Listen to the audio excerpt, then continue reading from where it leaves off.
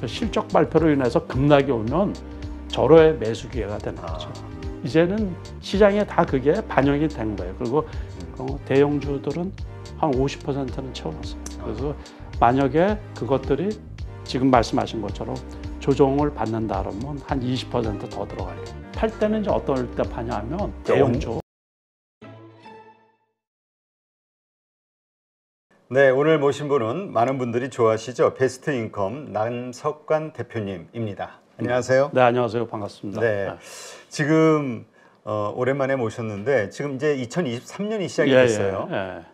작년 12월만 해도 뭐 산타 랠리가 올 것이냐 뭐 하다가 사탄 랠리가 왔다 이렇게 표현할 정도로 좀 안 좋게 끝났는데 그렇죠. 마지막 날까지 아무튼 마지막 거래일까지 아주 급락을 했던 거죠. 네.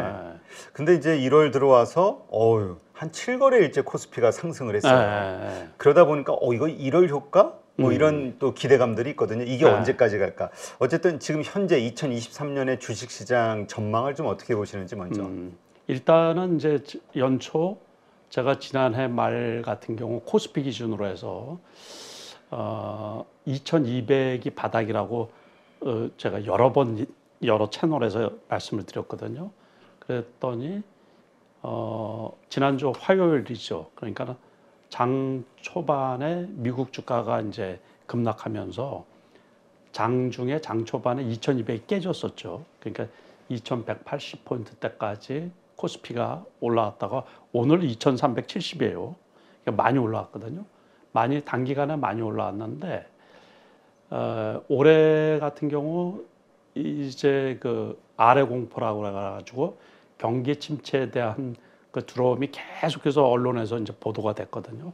근데 제가 누차 말씀드린 게 저 개인적인 견해지만은 경기 침체는 아니고 경기 둔화 정도로 해가지고 그것도 1분기 정도 시장에 영향을 미치고 그 이후에는 완만하게 상승으로 가지 않느냐 그렇게 저 개인적으로 그렇게 전망을 하고 있거든요. 그래서 이제 여러 가지 이유가 있는데 그래서 아무튼 어쨌든 지금도 그 전망에는 변함이 없어요. 그래서 2200 지난번에 이제 바닥을 찍었고 그래서 급격하게 상승하는 데는 부담스러운 게 좀 있는데 그렇지만 여기에서 굴곡이 있더라도 하락이 거의 제한적이지 않나 이제 그렇게 전망을 하는 거예요. 그 여러 가지 이유가 있는데 일단은 그 인플레이션 미국의 CPI 이 지수도 이제 고점을 찍지 않았나 이렇게 보는 거고 금리 인상분도 요번에 미국에서 금리 인상하는 것도 0.25% 그러면서 그게 이제 그러고서 금리 인상 더 이상의 금리 인상이 없지 않느냐 그 얘기예요. 한국은행에서도 요번에 0.25 정도 하면은 그냥 관망으로 그냥 지속적으로 올해 내내 그냥 그 상태로 그냥 유지가 되지 않나. 그러니까는 웬만한 악재가 다 노출이 됐다는 거예요. 실물 경제는 나쁠 수 있죠. 근데 그 후행성이니까. 그리고 이제 한계 기업들 뭐 이런 데들도 시장에 영향을 많이 미쳤고 국내 시장만 해도 이제 자금 시장이 지금 어떻게 돼 있냐면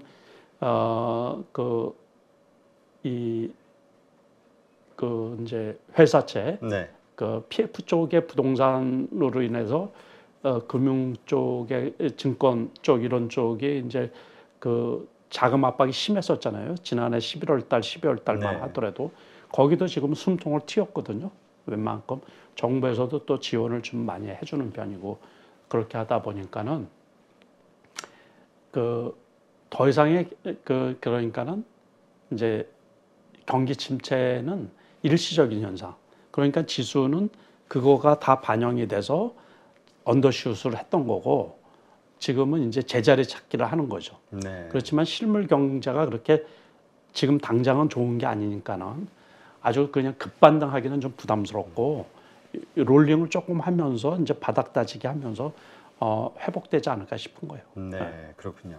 지금 많은 분들이 그 1분기에 이제 4분기에 그 기업 실적이 분명히 안 좋을 건데 그렇죠. 그게 이제 딱 눈으로 확인되는 순간이 급락장이 오는 아유, 마지막 조정이라고 아니, 보는 분들도 있거든요. 아니요, 그거 전혀 안 그래요.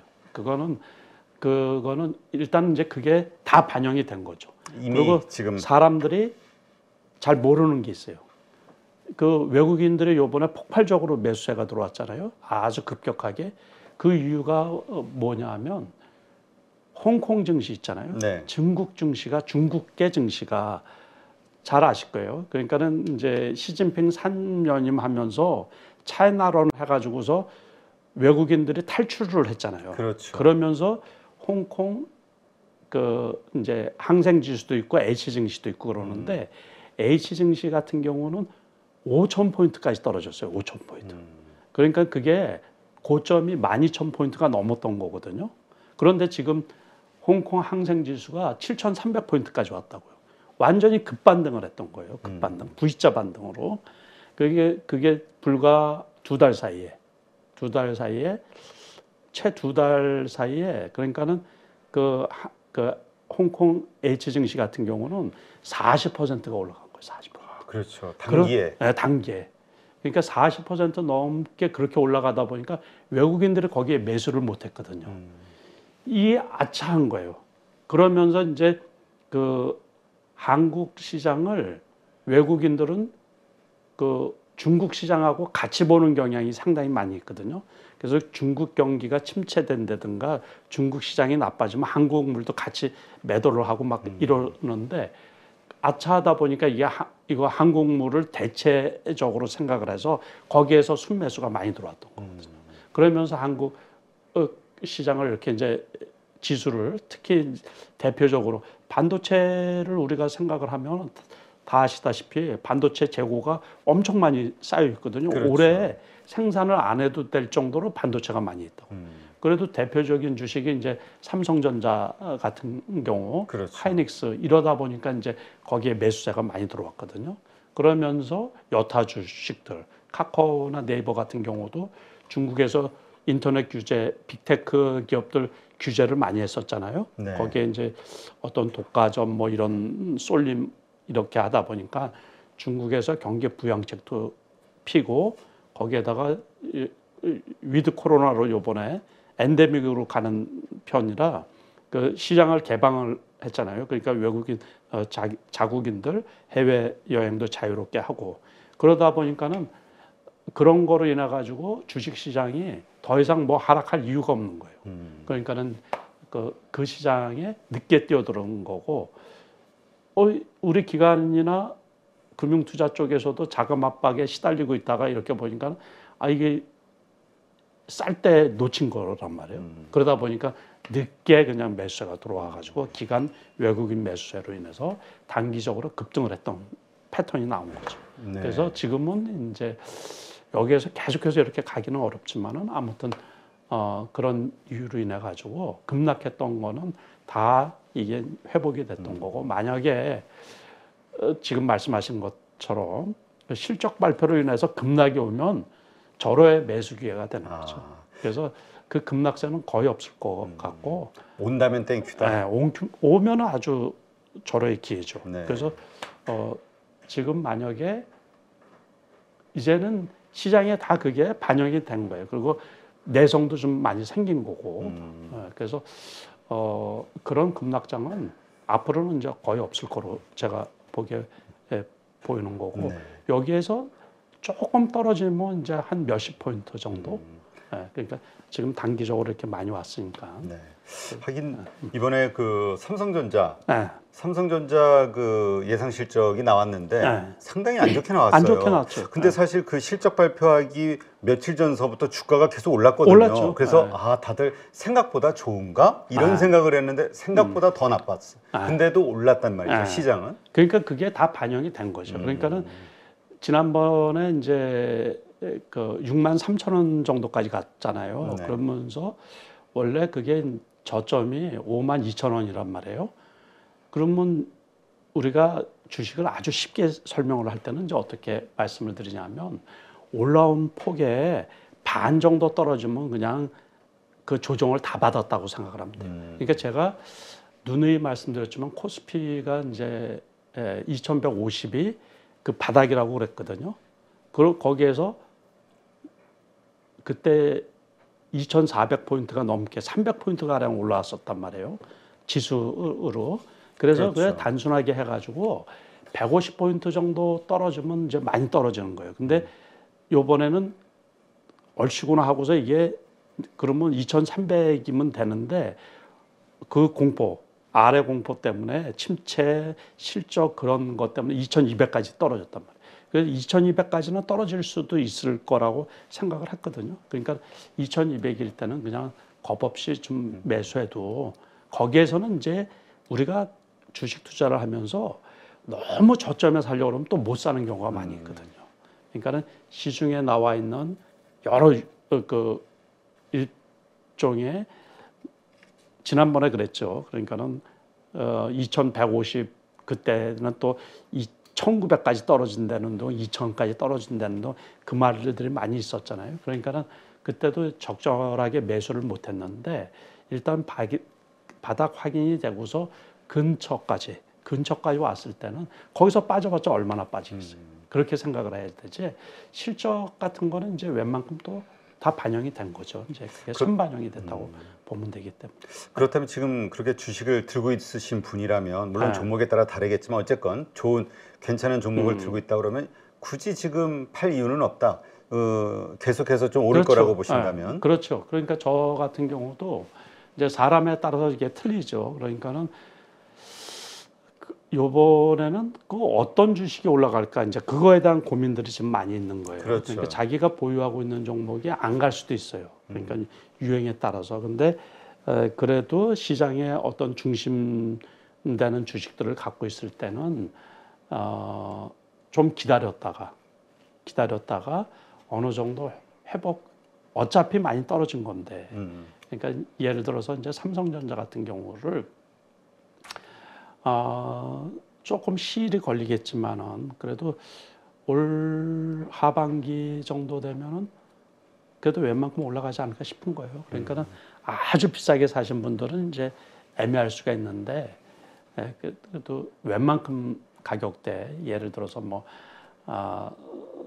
좀 한 7만 원 정도에 매수하신 분들 같은 경우는 기다리면 그 정도 가격까지는 오지 않을까 싶은 거예요. 네. 그러니까 지금 삼성전자 뭐 되게 지루해하고 답답해 네. 하시는 분들도 있는데 네. 아직은 좀 더 들고 갈 만한 때다. 네. 반도체죠. 그렇죠. 지금 네. 최악이라고 하지만. 그렇죠. 왜냐하면 지금 이번에 일정을 보면 우리 이제 설 명절이 끝나고 나면 설 명절이 끝나고 나면 그 뭐죠? 그 바로 기업 실적 발표들이 25일부터 있게 되잖아요. 그렇죠. 그리고 이어서 또 FOMC 회의가 다음 달 초에 또 있고 그러다 보니까 다들 불안한 거예요. 일단 팔고 보자 이런 생각하시는 분도 있는데. 그렇죠. 그거를 지겹기 때문에 그래서 엊그제 많이 올라갔을 때 며칠 전에 많이 올라갔을 때 개인 매도 물량 엄청 많이 나왔어요. 그러니까 1조 원 넘게. 그러니까 지겹죠. 누구나 다 마찬가지예요. 불안하니까. 심리가 일단은 그 조금이라도 좀 올라왔을 때 현금화 시키고 싶은 거예요. 그 돈도 써야 되고 그러는데 그렇지.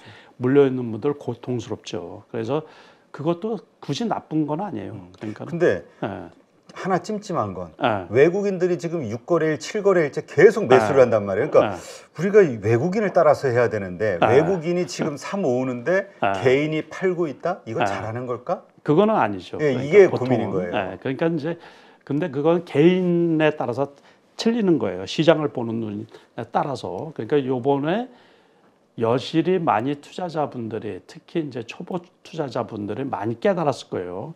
이 전문가라고 소위 나와서 말하는 사람들 중에서 제대로 맞히는 분이 없구나 뭐 이래가지고 그래서 결국에 투자는 자기 책임이거든요. 그러니까 거기 자기 본인들 재산이기 때문에 그냥 제가 나와서 말씀드리는 것도 참고로만 하는 거고 저는 이제 제가 직접 투자하는 사람이니까는 제가 투자하는 거를 말씀을 드리는 거거든요. 주로 그걸 가지고서 제가 말씀드리는 대로 저는 투자를 하기 때문에 그리고 제가 투자한 걸 가지고서 말씀을 드리는 거기 때문에 그러니까는 이 채널을 이제 보시는 분들도 꼭 저렇다 그게 아니고 자기 형편에 맞춰 가지고 자기 주식을 그 자기 재산이잖아요. 제가 그 수많은 분들이 어떤 식으로 투자하는지 모르잖아요. 그러니까 그렇죠. 그 형편에 맞춰서 이제 현금화 하시는 분들은 현금화 하시고 또 기다렸다가 저점이라고 생각 한번 저점이 올 것 같으면 그때 이제 또 매수를 하셔도 되는 거고 그렇죠.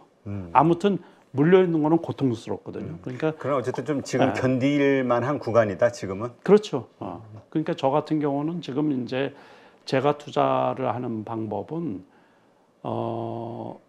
지금 보유하고 있는 금액 중에서 많이 샀거든요. 아, 그래요. 요번에. 네, 언제서부터? 그러니까 지난번에 많이 포트를 비우셨다고 네, 계좌를. 많이 비워가지고 그리고 많이 현금을 인출했어요. 계좌를 많이 줄였어요. 그래가지고 금액을 많이 줄여서 거의 주식이 없었죠. 그런데 이제 지금 보유하고 있는 금액 중에서 50%는 채워놨어요. 50%. 지금 네. 그게 언제서부터 채우기 시작하신 거예요? 이달 초. 이달 초, 1월부터. 그러니까 1월부터네. 네. 그러니까 대표님도 이렇게 사실 정도니까 여러 가지 그래서 거기는 오를 지금은 만한. 다 수익 구간이에요. 그렇게 샀음에도 늦게 샀음에도. 그러니까 지금 지난주 월요일 화요일부터 어떻게 보면 그러니까 연말 배당 받은 거는 아주 일부만 받았고 그 다음에는 요번에 급락할 때 2,200 이렇게 되고 그럴 때 그래서 이제 대형주 위주 그래서 주로 하는 2차 전지 쪽하고 삼성전자 이제 하이닉스 같은 거하고 기아차 같은 거하고 그런 거 대형주들은 한 50%는 채워놨어요. 그래서 만약에 그것들이 지금 말씀하신 것처럼 조정을 받는다 그러면 한 20%더 들어가려고. 오히려. 네. 근데 항상 그때 말씀하시기로는 가지고 있는 현금 중에 50%는 항상 현금으로 가지고 있고 50% 정도만 투자하자 말씀하셨잖아요. 네. 그러면 이제 30%는 단기 매매. 30%는 그 금액에. 현금 50% 남은 것 중에 30% 가지고는 단기로 언제든 전체 자산의 항상 30%는 단기 매매. 그러면 50% 정확히 말하면 단기 그러니까 일단 투자 주식으로 50% 정도 그다음에 단기 매매하는 자금 용도로 30% 그다음에 그냥 현금 20% 딱 요 포트군요. 그거죠. 그 그럼 포트죠. 지금 50%를 채우셨다는 거예요. 그러니까 조금 보면 중장기로 갖고 갈 것. 중장기로 가져갈 투자로 50%를. 그러니까 이미 살 주식을 다 샀다. 이제 그래놓고 거기에서 이제 더 빠지면 혹시 빠지면 이제 살 금액이 이제 한 20% 정도 들어갈 거고 30%는 그냥 계속 그거는 트레이딩 개념이니까는 계속 사고 팔고 하는 거죠. 근데 지금 잠깐 몇 종목 말씀하셨는데 지금 상황이 정말 안 좋다라고 얘기하는 것들을 사신 것 같아요. 왜냐하면 자동차 안 좋다, 반도체 안 좋다 그랬는데 하이닉스, 삼성전자, 기아 사셨다고 하니까 뭐 특별한 이유가 있을까요? 삼성 SDI 같은 경우 그 우리가 제가 보기에는 다 반영이 돼서 그 가격에 있는 거거든요. 그 악재들이. 그러니까 그거를 우리가 이제 재무학적인 용어로 효율적 시장 가설이라 그래요. 그러니까 다 반영이 되는 거예요. 그래서 웬만해서는 그 가격에서는 손해 볼 게 거의 없는 거예요. 그러니까 요번에 이제 2차 전지 같은 경우도 테슬라 주가가 폭락을 하면서 엄청 많이 떨어졌잖아요. 그렇죠. 그러니까 그게 또 좋은 기회가 아닌가. 이제 그거 기준으로 삼을 때 이제 어떻게 삼냐면 삼성 SDI 같은 경우도 작년에 저점이 이제 한 55만 원 했었거든요. 그러고서 58만 원, 9만 원일 때 상승을 해서 73만 원까지 갔던 거예요. 근데 지난번에 상승한 그 출발점, 그러니까 59만 원 정도면은 거기서는 물론 55만 원이 작년에 저점이었는데 거기까지 기대하는 건 좀 무리고 그러니까 한 59만 원일 때는 요번에도 57만 원대까지 떨어졌었는데 그 삼성 SDI 같은 경우 58만 원, 9만 원이면 그렇게 크게 손해 볼 구간은 아니구나 싶으면 이제 매수하는 거거든요. 그렇군요. 항상 그렇게 보시는 거예요. 그리고 이제 기아차 같은 경우는 물론 이제 그래프도 나쁘고 그래요. 그러게요. 차트 망가진 거 아니야? 그렇죠. 이런 생각이. 그런데 이제 제가 보기에 저게 6만 원 밑에도 있었단 말이에요. 그렇지만 이제 그거는 잠깐이었고 6만 원 초반이면 6만 원이면 오래 버틸 수는 그거를 이제 꼭 살 때 어떤 거하고 매칭을 시키냐면 대형주들이잖아요. 물론 이제 현대차 같은 경우는 15만 원 초반까지 떨어졌었는데 지금 이제 16만 원이 넘어 있죠. 근데 지수하고 매칭을 시키는 거예요. 지수. 제가 여러 번 카카오 같은 경우도 요번에 떨어질 때 일단은 5만 5천 원 밑에서는 괜찮다 그랬거든요. 그러니까 이제 전에 저점을 깨고 내려갈 가능성은 적게 보니까는. 그러면 이제 거기에서 이렇게 사는 거예요. 그러니까 지수하고 매칭을 시켜가지고 외부 악재가 나오더라도 그 정도 가격에서는 감내할 수 있는 거죠. 거기서 이제 손실을 항상 너무 저점에 살려고 그러면 안 오거든요. 그렇죠. 네, 그래서 거기까지는 또 안 와요. 그러면 이제 이게 말씀하신 대로 50% 비중, 이거는 이제 장기 투자, 중장기 투자로 사신 거니까. 그러고서 이제 거기에도 팔 때가 있죠. 그렇죠. 팔 때는 이제 어떨 때 파냐면 대형주. 저 그게 궁금했어요. 언제 이 중장기 투자를 언제 파실까? 갭 상승할 때. 갭 상승이라고 해도 보통 폭이 좀 있잖아요. 그러니까는 대형주는 갭 상승하기가 어렵거든요. 네. 그러니까 어떤 대형주지만 개별주처럼 갭 상승하든가 오버슈팅 할 때가 있어요. 좋은 재료가 나와가지고 그럴 때는 일단 한번 팔아줘야 되는데 지금은 회복 단계라 그랬잖아요. 그러니까는 그냥 섣불리 팔지를 말고 그냥 천천히 아마 올라갈 거예요. 제가 보기에. 그러니까 어느 정도 오른 시점에서의 갭 상승 이렇게 이해하면 되겠군요. 그렇죠. 그러니까 지금은 롤링 하다가 조금 떨어졌다가 다시 이렇게 또 올라가고 그래가지고 크게 많이 떨어지지만 않지만은 그렇다고 지금 당장 급상승하기는 좀 어렵거든요. 그러니까는 이제 오늘 같은 경우는 선물 옵션 만기일이니까는 두 번째 목요일 날이라 그래서 현물 가지고서 이제 이 지수 그 선물 가격을 결정하잖아요. 종가를. 그래서 기관 외국인은 대규모로 샀고 코스피 기준으로 해서 그 이제 상대적으로 기관하고 금융투자 쪽은 대규모로 또 이제 그만큼 팔았죠 이제. 그랬는데 아무튼 제가 보기에는 그 FOMC 결과도 조금 긍정적으로 나오지 않을까 싶은 거예요. 그리고 미국의 나스닥을 가지고 제가 고민을 상당히 많이 했거든요. 네. 물론 대표적으로 S&P 500도 있고 그러지만은 나스닥을 아무리 생각을 해도 많이 안 깨질 것 같은 거예요. 많이. 이유는요? 왜냐하면 그 어떤 분들은 거시 경제 하시는 학자들은 나스닥이 한 20% 정도는 S&P가 한 20%, 나스닥은 한 30% 정도의 거품이 있다 이렇게 보시는 분들도 있거든요. 그 사람들은 경제학자지. 개라 그랬지. 그거를 사지. 그분들은 경제학자지 주식쟁이가 아니잖아요. 그렇죠. 저는 주식쟁이거든요.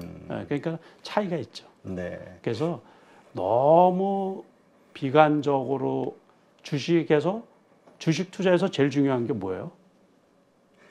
상가격보다 비싸게 파는 거? 아니요, 그게 아니고 네. 돈 벌고서 수익이 나는 게 제일 그렇지. 그러니까 수익 나는 거. 그 돈 벌고서 수익이 나는 게 그분들은 이제 공부만 하신 분들이지.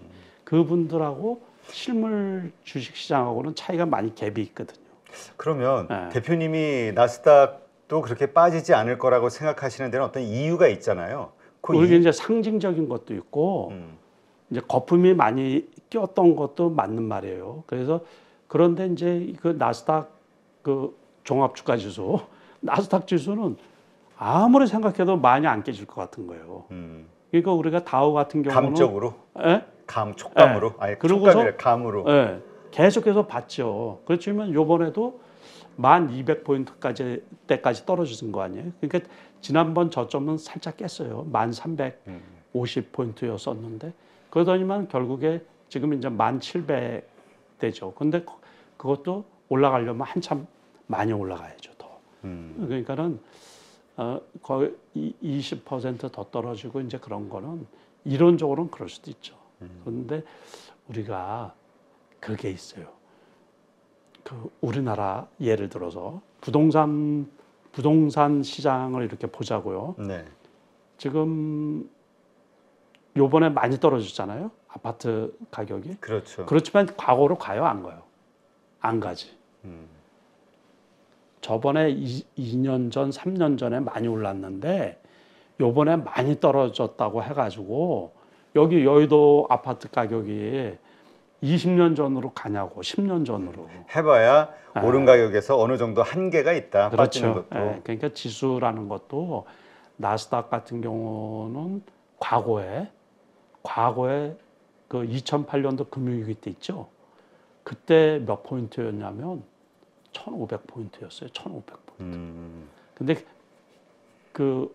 그게 그 당시에 이제 1999년도 버블일 때 있잖아요. 네. 5,000포인트까지 올라갔었거든요. 나스닥. 잘 모르시죠? 그런 거. 1999년도. 네.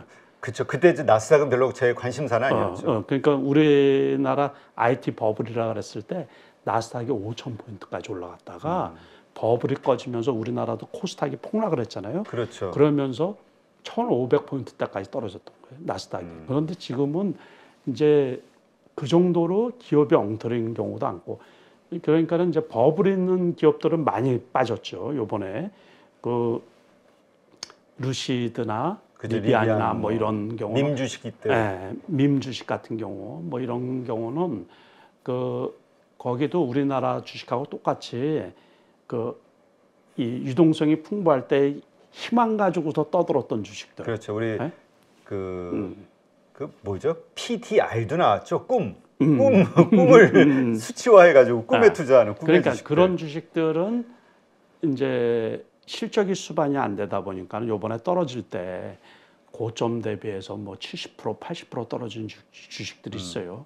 그렇지만 나스닥 전체로 봐서 S&P 500 지수 전체로 봐서 그 경우는 그건 아니다 싶은 거죠. 그러니까는 그렇게 그 경제학자들이 말씀하시는 것처럼 제가 지금 존중을 붙이는 거예요. 그러니까 아까 거는 커터를 시키시고. 에이, 괜찮아요.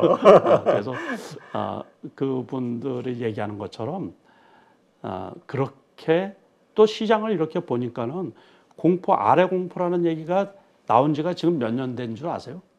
아래 공포요. 루비니 교수님이 매년 들리는 것 같아요.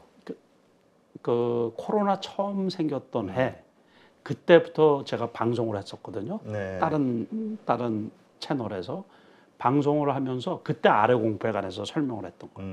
근데 지금 3년째 아래 공포 얘기예요. 3년째. 만 3년이 됐어요. 3년. 그런데 실질적으로 이번에도 이제 제가 여러 번 작년부터 말씀드렸던 거예요. 지난번에 고점도 제가 3,300이 고점일 거라고 말씀을 드린 것처럼 이번에도 2,200이 곧 이제 저점이라고 이렇게 보고 그래서 너무 겁먹을 필요는 없지 않나 싶어요. 왜냐하면 우리는 그래도 좀 싸다고 평가를 받으니까 네. 그러나 우리가 아무리 싸다고 해도 우리가 바닥이라고 해도 미국이 흔들리면 같이 흔들리지 않을까에 그렇죠. 대한 고민이 있었는데 일단 미국이 네. 거품이 있다라는 뭐 다른 평가들도 있습니다만 어쨌든 대표님은 미국도 이 정도가 바닥일 그렇죠. 것이다 이렇게 보시는 걸로. 그래서 더 이상은 바닥은 아마 없고 지나가 봐야지 알겠지만 그렇죠. 그래서 이제 또 다른 어떤 변수가 생길지는 모르니까. 그런데 지금 최악의 그 악재들이 다 반영이 된 거 아니에요.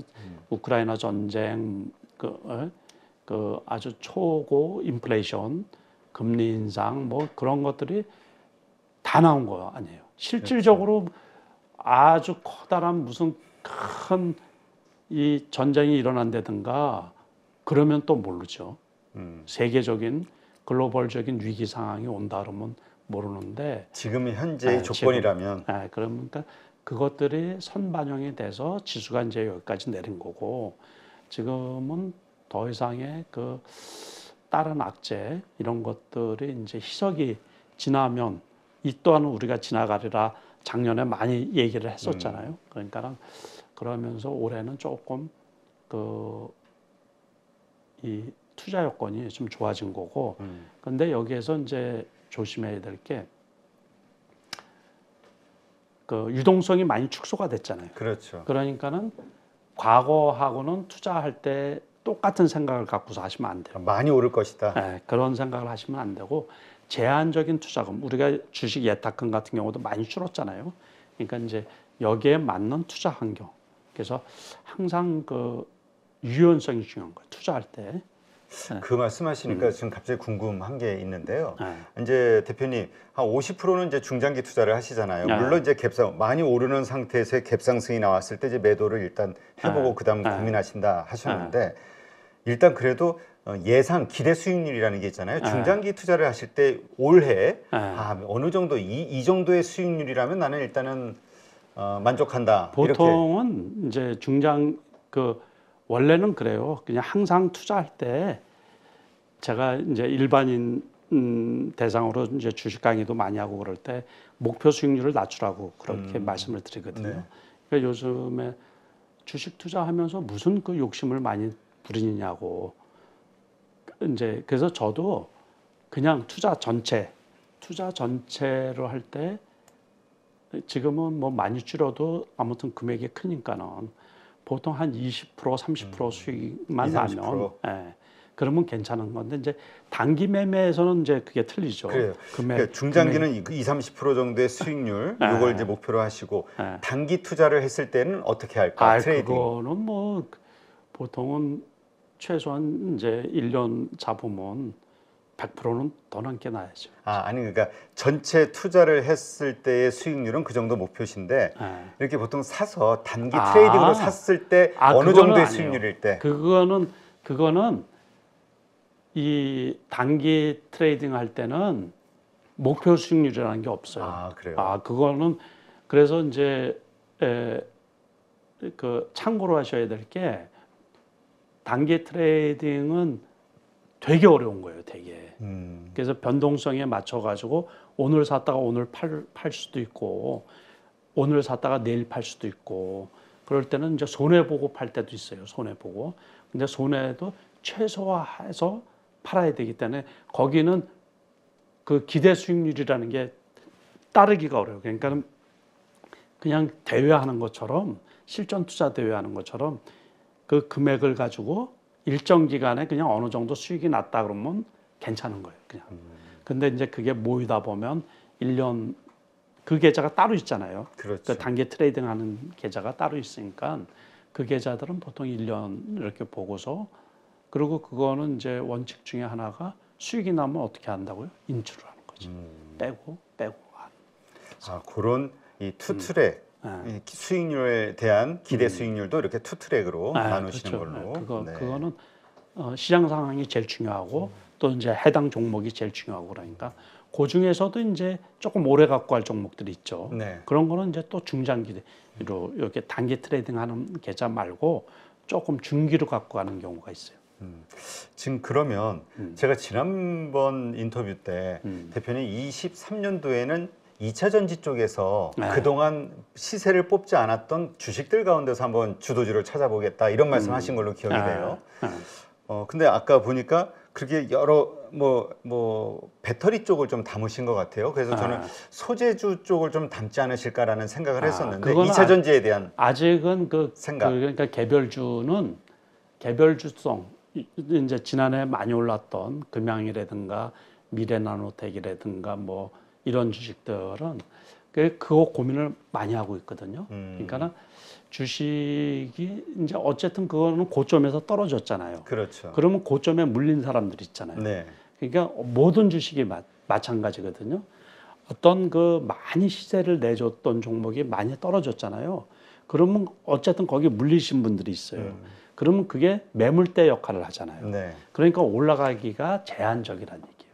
그래서 그런 주식에 새로 담지는 않고 이제 지금 아까 말씀드린 2차 전지 대장주 같은 경우는 어쨌든 그것들은 기관이나 외국인이 이제 살 때 그것밖에 안 사잖아요. 그렇죠. 그러니까 이제 그런 거는 편입을 시켜놓은 거고. 중장기종으로. 그러니까 말씀하신 소재나 이런 거는 개별주는 좀 트레이딩용으로 나중에. 그거는 이제 새로 나올 거예요. 새로 올해.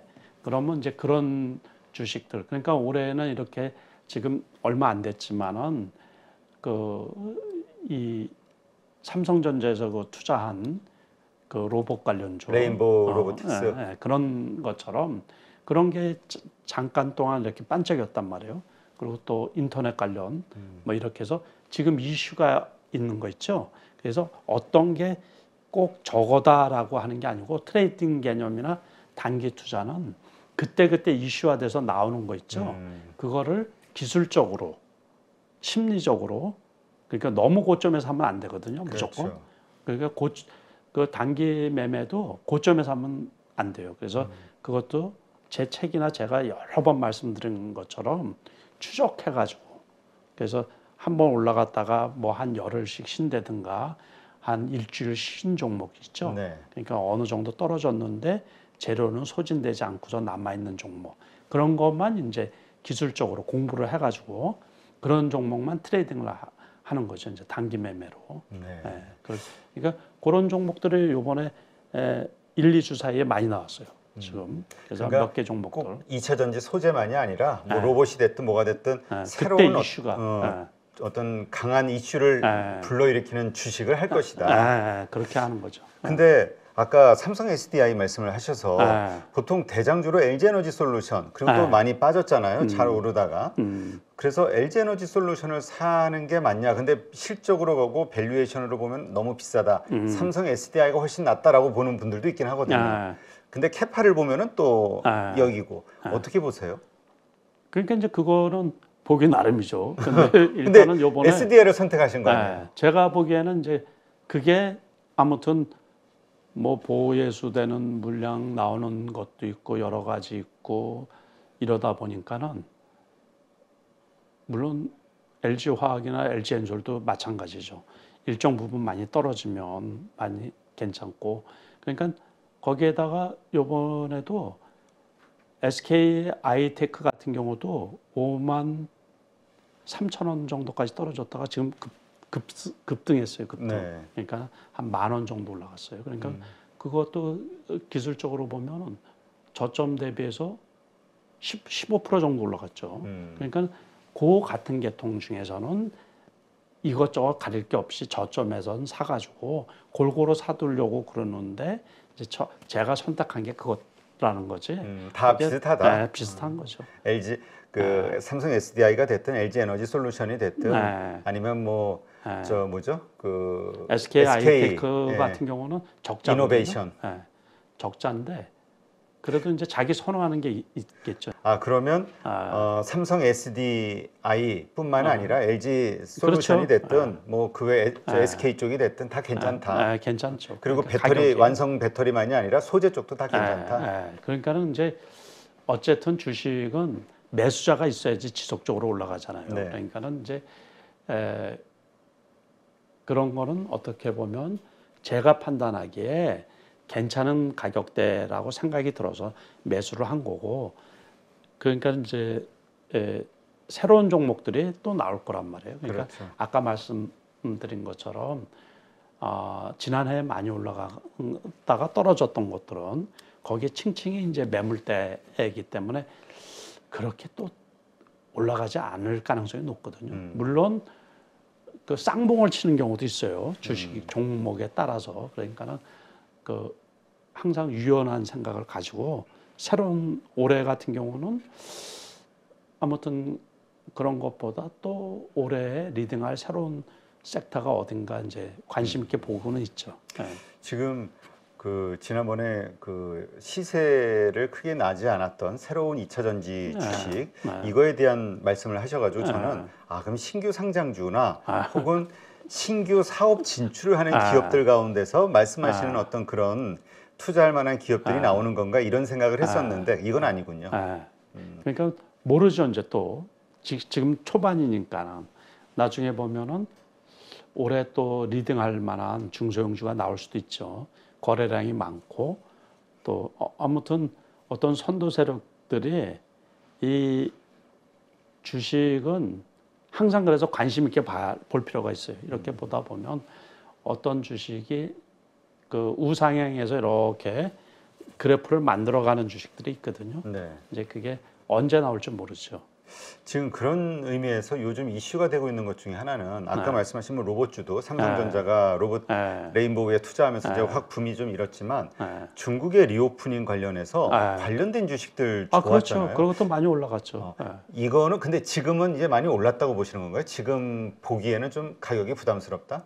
지금은 조금 부담스럽죠. 그러니까 지금 그러고서 일부 종목들은 이제 떨어지면 또 가능성이 있는 거죠. 그러니까 싸지면 사자. 네, 그렇죠. 그러니까는 그것도 아무튼 모든 주식이 특히 요즘 장의 특징이 그래요. 그러니까는 갭 상승에서 좀 많이 이격이 많이 발생해서 저점 대비 많이 올라간 주식들은 결국에 급락할 수가 있거든요. 그러니까는 모든 투자가 가격이 높으면 아무튼 위험한 거예요. 그러니까는 손해를 좀 안 보려고 그러면 돈 벌려고 주식 투자하잖아요. 그러니까 그렇죠. 기본이에요, 기본. 그러니까 주식에서 우리가 투자해서 실패하는 게 저 역시 마찬가지지만 계속 실수하고 실패하는 게 이격이 많이 벌어진 높은 가격이 더 올라갈 거로 생각을 해가지고서 그게 더 올라갈 때도 있죠. 장이 좋고 이게 이제 그 많이 하락했다가 상승 출발하는 그 초기 같은 경우는 조금 올라갔다고 팔고 뭐 이럴 필요는 없죠. 그렇죠. 그런데 이제 그 개별주들 같은 경우는 그 이슈에 의해서 급등한 주식을 추격 매수해서 낭패를 당하는 경우가 상당히 많이 있죠. 그러니까 아무튼 많이 올라간 주식 바닥 대비해서 많이 올라간 주식은 한번 쉴 때 사면 사지. 예? 조금 많이 쉴 때 사면은 그래도 손해가 조금 덜 할 거 아니에요.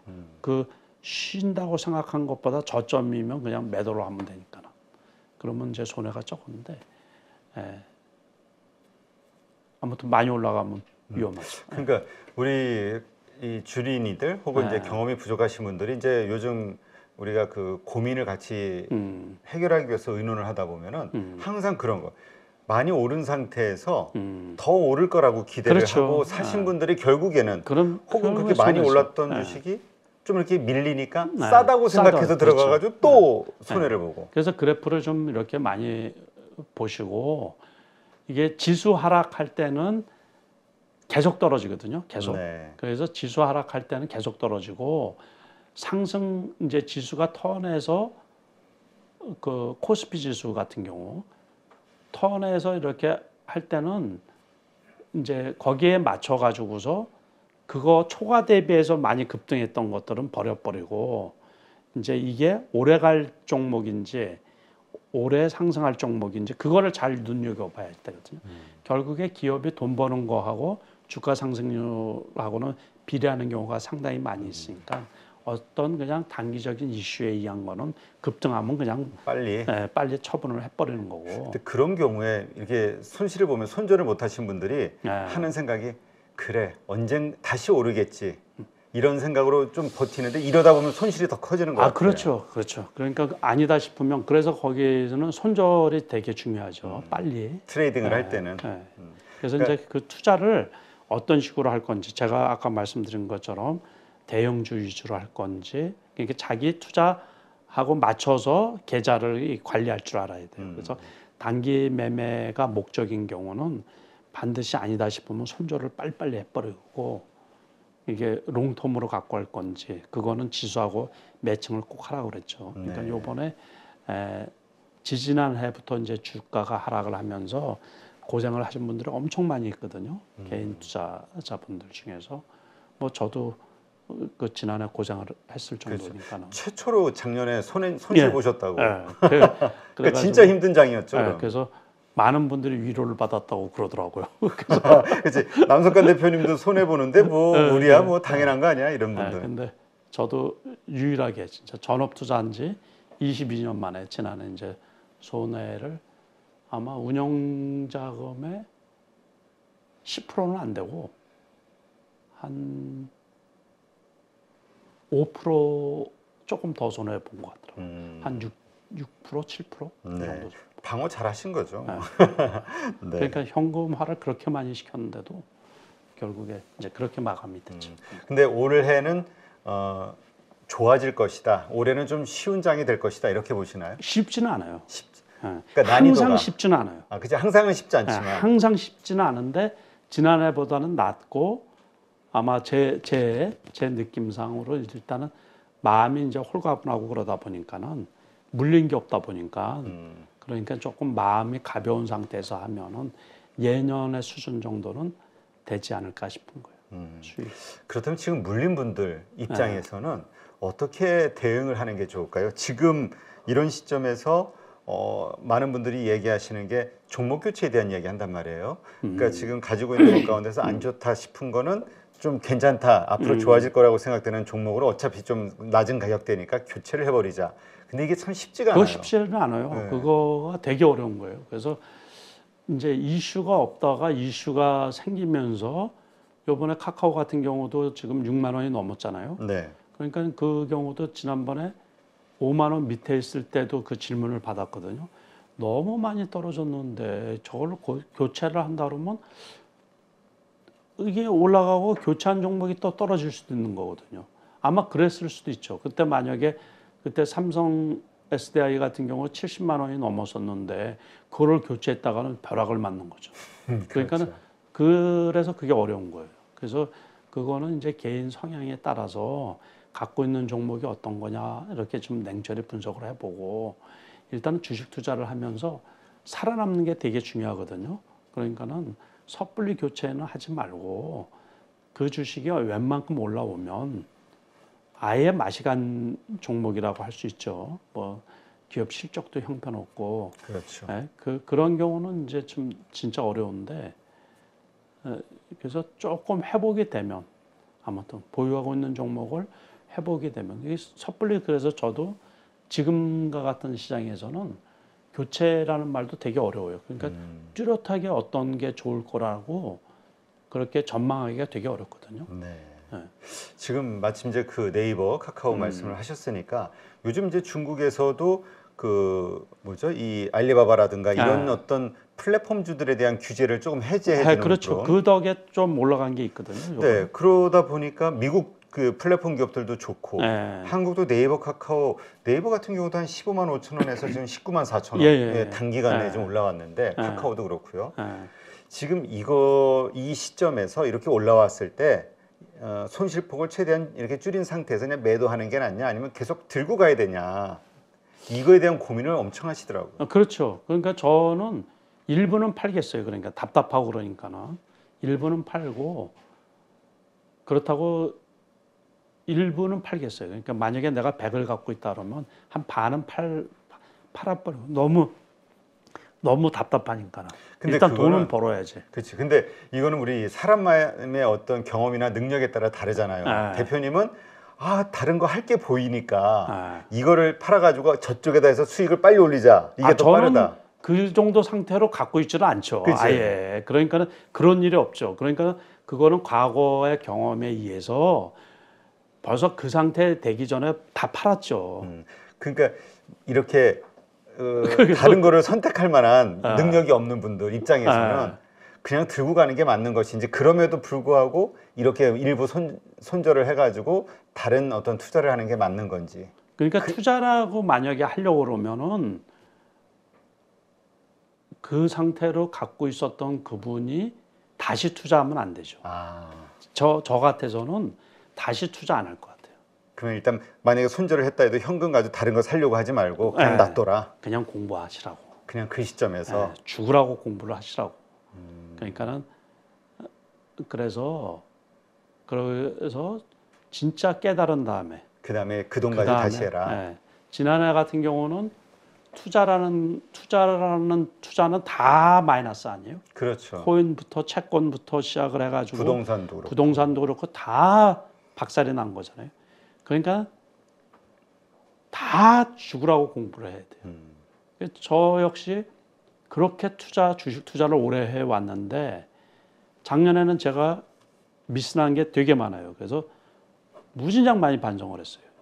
혹시 작년에 실수하셨던 그 것들, 그 사안들, 그 몇 가지만 좀 소개해 주시죠. 뭐에서 실수하셨는지. 이제 실수한 게 손절을 제때 못한 거. 제대로 못했던 이유는 뭘까요? 너무 낙관적으로 봤던 거. 그거예요. 그러니까 이 정도면 원체 고점에 있었잖아요. 많이 빠졌으니까. 코스피가 원체 3,300이면 엄청 고점에 있었기 때문에 그리고 그동안에 급락을 했던 거하고는 틀리게 완만하게 빠진 거예요. 완만하게. 1년 6개월 동안. 지겹게 빠졌죠. 지겹게 빠진 거예요. 그러니까 1년 6개월 동안 장기 하락을 한 경우를 제가 못 봤거든요. 한 번도 못 봤어요. 우리 IMF 때 빠졌을 때 몇 개월 빠졌는지 아세요? 몇 개월이요? 일단 2달 급락을 하고 또 급반등을 했어요. 네. 그러다가 한 6개월 정도 이렇게 횡보를 하다가 그 다음에 또 급등을 했거든요. 그리고 2008년도 리먼 사태 때는 4개월 빠졌어요. 4개월. 그리고 남유럽 재정 위기라고 네. 그때 이제 한번 그 경우도 한 4개월 정도 빠졌어요. 4개월. 8월부터 연말까지. 2012년, 13년, 12년. 12년. 2012년도. 그래서 1년 6개월 동안 지수가 빠진 거 처음 봤어요. 그러다 보니까는 너무 그 두 가지. 대표님은 네. 그러면 우리가 지수 단위로 봤을 때 네. 아, 여기가 바닥이야라고 생각했으니까 사셨고 저기서 더 밀리니까 곧 올라가겠지 생각하셨을 거 아니에요. 네. 그 지수대가 얼마예요? 그러니까는 이제 우리가 2150일 때 거기를 저는 진바닥이라고 본 거거든요. 네. 그러고서 아까 말씀드린 것처럼 그때 한 2460까지 올라갔잖아요. 네. 한 300포인트 올라갔거든요. 그러니까 아주 단순하게 생각해서 올라간 거에 반 떨어지면 됐다고 생각을 하니까 2300이면 되는데 경기 침체 그 얘기가 나오면 1월 달에 그 생각도 다 한 거예요. 그러니까 1월 달에 이제 12월 4분기 그 실적. 4분기 실적이 발표되면 나쁘게 나올 거라고 생각이 드니까 그 공포하고 맞물려서 1월 달에 제가 보기에는 언더 이렇게 하방으로 하면 2200포인트 정도 떨어질 거로 봤거든요. 그거를 저는 원래 1월 중순께 생각을 했던 거예요. 그리고 요 FOMC에서 만약에 금리 인상을 하면은 급등하지 않을까 싶었던 거예요. 그러니까 2월 달. 네, 2월 달에 FOMC에서 금리 인상이 요번에 0.25 할 가능성이 제가 네. 보기에 클 거라고 생각을 하거든요. 그러면 여타 이슈가 있더라도 한 2200이면 바닥이지 않을까 싶었던 거예요. 그런데 제가 깜짝 놀랐던 게 그 홍콩 H 증시 있잖아요. 네. 거기에 제가 되게 예민하게 관찰을 하고 있었던 거거든요. 근데 이게 급등을 했던 거예요. 그 요번에 지난해 말에 6,600포인트까지 올라왔어요. 네. 그거 보고서 이게 지수가 안 밀릴 가능성이 높다고 본 거거든요. 근데 그거는 아마 어느 누구도 관찰을 안 했어요. 그렇죠. 그거를 이제 저는 왜 봤냐면 그 우리나라 그 은행이나 이런 데 가면은 ELS 가입을 하잖아요. 네. 그 기초 자산이 홍콩 H 증시가 다 물려 있는 거예요. 걔는 녹인 구간이에요. 지금 전부 다. 그 작년에 가입했던 것들이 그 홍콩 H 항생 지수도 있고 H 증시도 있고 그러잖아요. H 증시가 저 차이나. 그 둘 다 마찬가지인데 이제 요거는 국영기업체들에서 우량 주식 있잖아요. 네. 그거를 뽑아놓은 거예요. 시가총액 상위 종목으로만 해가지고 그런데 그게 급반등을 했을 때 중국에서 부양책을 쓴단 말이에요. 그렇죠. 그러니까는 경기 부양책 쓰고 부동산 부양책도 쓰고 그런데 외국인들이 그걸 못 샀을 거라고 생각이 드는 거예요. 그러니까는 한국물이 대체 효과가 있어가지고 저기에서는 금방 안 빠질 거라는 생각이 드는 거죠. 그래서 이제 이런 거 저런 거 다 생각을 해보니까는 2200에서는 그때 2150일 때도 못 샀던 이유가 하도 떠들어대니까는 더 빠질 것 같다. 위기가 온다. 2000 밑으로 떨어진다든가 원래는 그러니까 그 대표님도 그런 거 받으면 딱 계산을 해놨어도 흔들리는군요. 그렇죠. 그러니까는 항상 주식은 지나고 나면 제가 옳거든요. 다른 거는 다 당신이 옳아요. 그분들을 다 옳아요. 근데 주식 투자만큼은 그건 제 돈이잖아요. 제 그렇죠. 돈. 그 제가 거기에서 돈 손해 봤다고 누가 위로해 주는 사람도 없고, 돈 100만 원이라도 저 갖다 주는 사람 아무도 없거든요. 그런데 주식 투자를 제가 35년 해왔다 그랬잖아요. 지나고 나서 보면 항상 제 생각이 옳아요.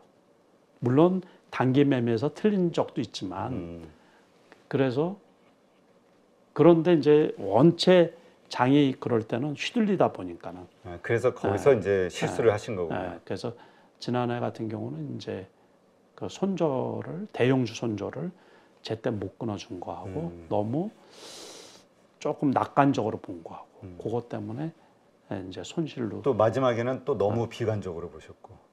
그렇죠. 이게 이게 심리는 진짜 그런가? 심리는 비슷한데 그렇죠. 근데 빠르게 그것들에 대해서 이렇게 탁탁 대응을 하시는 거네요. 그럼요. 그러니까는 일단 그 2020년에 그 코로나 처음 생겼을 때도 손절을 잘했던 거거든요. 그때 급락할 때 손절하고 1,500포인트 때 집중적으로 이제 매수에 들어가 가지고 그 돈을 많이 벌었던 거죠. 그 외에 또 실수하신 거 작년에 그러니까 왜 크게 반성을 하셨다고 하셔가지고 그 반성에서 사실 우리가 또 많이 배우잖아요. 특히 그러니까 우리 같은 경우는 더 결국에는 그 두 가지예요. 그러니까 그거? 평상시 제가 손절을 잘하는데 결국 손절. 손절을 제가 손절을 되게 잘하거든요. 그러니까 어느 기준이 되면 딱 손절하세요? 아니다 싶으면 무조건 파는 거예요. 근데 아니다의 기준이 있잖아요. 아니다라는 게 이제 시장 분위기. 시장이 올라갈 것 같지 않다. 전체 시장의 분위기가 전체 시장의 분위기. 내 개별주의 그게 컨디션이 아니고 아니라 전체 시장 분위기하고 그 미국 주가 이런 것도 많이 참고를 하거든요. 시장 분위기는 보면 알죠. 뭐 금방 기관 외국인 매도 그리고 자금 사장 돌아가는 거 그러면 아니다 싶으면은 거기에는 이제 어떤 뭐 이렇게 손절하는 기준이 없어요. 그냥 아니다 싶으면 다음에 올라가더라도 그냥 팔아 버리는 거예요. 그때 저는 말씀이 기억나는 게 그 증권사에서 하는 그 투자 대회 여기에서의 실적 그 수익률을 봐라. 저한테 그 보여주셨던 게 기억이 나거든요. 이렇게 시장 아무리 뛰어난 사람들도 전부 이렇게 마이너스가 나는 이거는 안 되는 시장이다. 그래서 안 하실 줄 알았더니 그래도 하셨네요. 그렇죠. 그리고 이제 그럴 때가 있어요. 투자에서 주식 투자도 이제 수익 내는 방법이 여러 가지라 그랬잖아요. 그러니까 이제 저 같은 경우는 단기 매매도 비교적 잘하는 편이고 중장 시장을 볼 줄 아는 나름의 이제 이게 있다고 생각을 하는데 안 먹힌단 말이에요. 그럼 무조건 안 해야지 되는 거예요. 무조건 안 해야지 돼. 그렇다면 올해 정말 시장 작년보다는 좋을 것이고 어쨌든 돈을 벌 수 있다라는 자신이 있으신데 각오하시는 거는 결국은 올해는 손절을 정말 잘하자 이거인 건가요? 그것도 있죠. 그것도 있고 그러는데 조심하자는 거죠. 조심. 덤비지 말고. 그래서 이제 이게 조금 감정이 개입이 안 되고 그래서 외부 활동도 좀 줄이고 좀 집중하자 이제 그것도 있는 거죠. 이게 어쨌든 제 일은 주식 투자에서 수익 내는 일이니까는 그렇죠. 거기에 좀 집중하자. 그렇군요. 지금 이러한 것들이 사실 우리 대표님의 투자법 이런 걸 뭐 책도 읽고 이런 방송 강의를 듣고 막 따라하려고 노력하시는 분들이 많이 있단 말이죠. 이런 것까지도 우리 대표님의 작년의 실수 혹은 각오 이런 것은 우리는 뭐 10배, 20배로 더 단단히 다져야겠네요. 대표님이 그렇죠. 이러실 정도인데. 그러니까는 올해 해와도 순간적인 이 판단 미스나 이런 게 괜찮겠지 있잖아요. 네. 괜찮겠지 하는 그 근거 없는 낙관이 손실로 연결될 때가 되게 많이 있거든요. 네. 그러니까는 조금 리스크 조심할 때는 그리고 아까 말씀드린 것처럼 그거예요. 그러니까 수익 나는 구조가 투자를 했는데 안 먹히잖아요. 네. 그러면 한참 쉬어야 돼요. 한참. 내가 예상했던 대로 안 돌아가면 그렇죠. 한 몇 번 연속으로 안 되면 돌아가면 한참 쉬어야 돼요. 그러니까 쉰다라는 게 과거에 제가 이렇게 보면은 과거에도 장이 좋았던 건 아니잖아요. 그러니까 그렇죠. 그런데도 그때도 한 번도 손해를 본 적이 없었던 게 가만히 제가 이렇게 지난해는 그래서 복기를 많이 해봤어요. 과거에 제가 어떻게 했나라고 이렇게 복기를 많이 해봤더니 심지어 뭐 6개월씩 안 한 경우도 있던데요. 잘 안 될 때는. 안 될 때. 그리고 자기한테 장이 우호적일 때 그때만 하면 돼요. 그때. 하긴 그런 얘기 하시는 분들이 있더라고요. 개인의 어떤 투자 실력도 실력이지만 시장이 돈을 벌게 해줄 때 해야 된다. 아, 그럼요. 그래서 네. 제가 늘 드리는 말씀이지만은 지수를 이기는 종목이 없어요. 크게는 그렇게 보면 돼요. 지수를 이기는 종목이 없고. 그래서 아주 이렇게 지수가 급락을 할 때 있잖아요. 하락폭이 클 때는 공매도 치는 방법 외에는 돈 버는 방법이 없어요. 그러니까 그거를 이겨서 제가 시장을 이기는 실존 투자라 그래서 그 제목으로도 강의를 엄청 많이 했거든요. 비대면 대면 시대 때 코로나 이전에 네. 10년 넘게 이렇게 줄곧 강의를 해왔는데 그래도 이제 그게 장이 완만할 때 또 하락폭이 횡보장이라 그러잖아요. 그럴 때만 이제 개별주들이 특세를 하는 거지. 그 외에는 이 보통 급락하는 장 올해같이 뭐 이렇게 지난해 같은 경우 이제 급락을 몇 달 했었잖아요. 그죠? 1, 2월 달 같은 경우도 지수가 급락을 했었고 12월 달에도 지수가 또 급락을 했었고 이렇게 급락할 때는 무조건 안 하는 게 최고예요. 그러니까 그때 뭘 옛날 20년 전부터 했던 얘기가 있거든요. 증권사 직원들하고 제가 네. 말씀을 나눴던 게 있는데 장 나쁠 때 시드머니 다 까먹고 장이 좋으면 주식할 돈이 없어서 주식을 못해요. 그래서 네. 아까도 말씀하셨던 게 지금 네이버 카카오 지금 이제 바닥권에서 이제 조금 올라가는 반등 네. 시점인데 이거 가지고 고민하시는 분들이라면 네. 어쨌든 이번 반등에 한 뭐 어느 50%라도 정도. 뭐 하여튼 비율은 어느가 됐든 네. 줄여서 뭘 하지 말고 공부를 그냥 하시라고. 돈으로 일단 놔두고 그러고서는 해서 거기에서 진짜 한 주, 두 주 가지고서 있잖아요. 연습을 해가지고 많이 하고 많이 고민하다 보면 이제 보이거든요. 아, 이게 먹히는구나, 이게 먹히는구나. 그러니까는 모든 거를 한꺼번에 배울 생각을 하지 말고 한두 종목을 어쨌든 수익이 나는 그게 트레이딩이 좀 돼야지 돼요. 그 다음에 이제 내가 웬만큼 자신이 있다 싶으면 돈을 조금 집어넣고서 그 실전을 나머지 해보고. 만들어진 그 돈 가지고 다 하는 게 아니라 거기서 일부만 또 아주 떼서. 일부만. 그래서 이게 가능성이 전혀 없는 건 아니거든요. 저 같은 사람도 돈을 벌었는데 요즘에 그렇게? 뭐 젊으신 분들이나 이런 분들은 저보다 다 뛰어나요. 예, 컴퓨터 그죠. 다루는 거나 기기 뭐, 다루는 능력들이. 그러니까 시장 보는 눈도 요즘에는 정보도 좋잖아요. 그러니까 당일날 여기 머니톡도 역시 마찬가지지만 새벽부터 미국 주식 그냥 빠삭하게 다 알고 온갖 정보 뉴스 이런 거는 거기에다가 이제 그 냉정함 또 이제 아무튼 시장을 보는 좀 어떤 인사이트 이런 것만 조금 이렇게 첨가를 하면 저보다 웬만하면 다 잘하죠. 네. 어쨌든 말씀을 들으면서 이제까지 손절을 하면 그 돈 가지고 뭘 살까에 대한 고민을 좀 많이 했는데 그러지 말자. 저는 이게 좀 이게 정말 어쩌면 현실적인 현명한 방법이겠다 싶은 생각이 드네요. 꼭 돈이 있으면 뭘 투자를 하려고 막 그러다 보니까는 이 작년 같은 그 참사가 일어난 거거든요. 그렇죠. 작년은 투자자들의 다 참사죠. 참사 수준. 부동산부터 시작해서 영끌 투자를 했던 분들이 급한 마음에 했던 분들이 다 절단이 난 거죠. 근데 피 같은 돈들을 다 날린 거죠. 그렇죠. 근데 이제 이런 방송이 됐든 신문이 됐든 TV를 통해서 또 전문가들 통해서 이거 괜찮아 저거 괜찮아 이런 얘기 들으면 다 괜찮아 보이거든. 그러다 보면 하나하나 사다 보니까 30종목 50종목 됐다는 분들이 허다해요.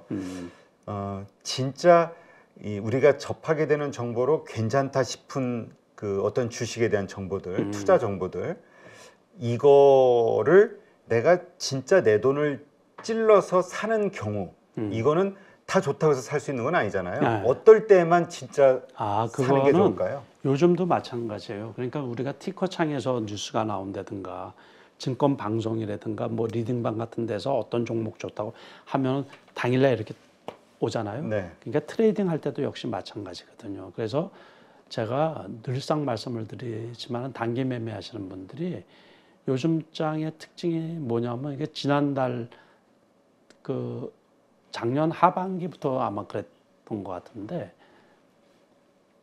장 초반에 오전에 올랐다는 주식들 그것들은 오후에 다 떨어져요. 다. 그러니까 그리고 시간에 급등했던 종목이 장 끝날 때 되면 뭐 보합이라든가 마이너스든가 그런 거예요. 그러니까는 그런 종목들은 아예 쳐다도 보지 마시고 그래서 그런 것들을 진짜 공부를 하려고 그러면은 올라간 거 말고 올라간 거는 그냥 추정만 하라는 거예요. 추정만 하고. 추정만 해서 며칠 떨어져 가지고 그 제가 늘상 하는 얘기인데 오히려 직장 생활 하시는 분이나 뭐 이런 분들이 더 낫죠. 그런 분들이 단기 투자를 하지 말라는 게 아니고 올라갔던 것들을 이렇게 다 추적을 해 가지고 재료는 그냥 살아 있는데 그것도 그 뜬금없이 나중에 뭐 할 거다. 뭐 어디에 무슨 계획이다. 신사업 발표하고 막 뭐 그런 이런 거? 거는 아니에요. 거예요. 그거는 그냥 주가 띄우기 위해서 그 어떤 투기 세력들이 자기네가 미리 매집한 거를 뉴스를 통해서 발표를 하면서 매도하는 경우가 되게 많이 있거든요. 그러면서 초기에 이제 슉 따라 올라오면 다 이게 팔아 쳐 먹고서 도망가 버리든가. 그러니까는 아주 못된 사람들 되게 많아요. 그러니까는 그러니까 믿지 말고. 네, 그런 거에 믿지 말고 현혹되지 마시고 그래서 이제 진짜 공부를 하라고. 이게 진짜 이 기업의 영업이익하고 주식하고 돈벌이하고는 아주 밀접한 관계라 그랬잖아요. 그러니까는 우리가 주식 투자를 하는 이유도 기업이 돈을 버는 거를 나눠 갖기 위해서 하는 거거든요. 그렇죠. 그러니까는 주식 투자해서 돈 벌 수 있는 방법이 뭐밖에 없다 그랬어요. 배당하고 시세 차익 두 가지밖에 없다 그랬어요. 그렇죠. 그러니까는 우리가 시세 차익이 거의 유일하다고 할 수도 있거든요. 그러면 결국에 이제 어떤 뉴스나 이런 게 이 기업이 나중에 돈을 벌 건가? 네? 이제 거기에 접목을 해야죠. 거기에. 그러니까 우리가 정치 테마주 뭐 이런 경우는 사돈의 8천이고 뭐 같이 근무했다고 가장 황당한. 네. 그래서 급등을 하는 경우도 있는데 그건 투기꾼들이 그렇게 만들어서 올리는 거라고요. 그러니까 그런 거 신경 쓰지 말고. 네, 그런 것들을 전혀 무시할 수는 없어요. 이게 이제 그래서 제가 드리는 말씀이 정책 테마주 같은 경우는 어쨌든 그 정책을 피면서 돈이 거기에 이제 그 기업에 집중이 되잖아요. 네. 그건 세계적인 현상이거든요. 미국부터 시작을 해가지고 그러니까는 그래서 이제 미국의 대선 정책 후보에 따른 그 정책은 결국에 돈이 집행이 되잖아요. 그러니까 그 세계 산업이 바뀔 수가 있는 거죠. 그러니까 그거는 충분히 이해가 되는데 인맥 관련주라는 거는 그 터무니없는 거죠. 그거는. 네, 그러니까는 그걸 뉴스나 이슈를 이렇게 볼 때 옥석을 가르셔가지고 좀 냉정함이 필요한 거죠. 그러니까 계속 안 보면 돼요. 그러니까 딱 정보를 받았는데 알았는데 딱 보니까 올라가고 있네. 아 그러면 일단 계속 관찰만 하고. 관찰만 하고. 근데 그런 좋은 어떤 정보를 알게 됐는데 주가가 좀 밑에 있다, 움직임이 없다. 그럴 때는 사도 되죠. 그러니까 그 회사가 재무적으로 좀 이상이 없나.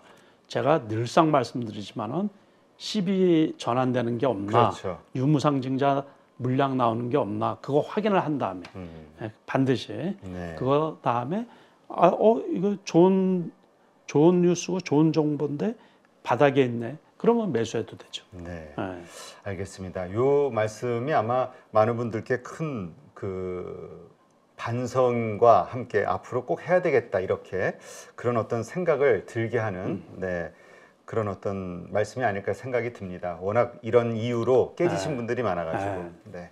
하여튼 오늘 남석환 대표님 모시고 다시 한번 2023년 우리가 좀 힘을 내서 잘못된 거를 좀 고치고 새롭게 출발할 수 있는 아주 좋은 인사이트를 얻은 것 같아서 아마 많은 분들이 좋아하실 것 같아요. 오늘 이렇게 좋은 인사이트 함께 해주신 남석환 대표님 고맙습니다. 네, 고맙습니다.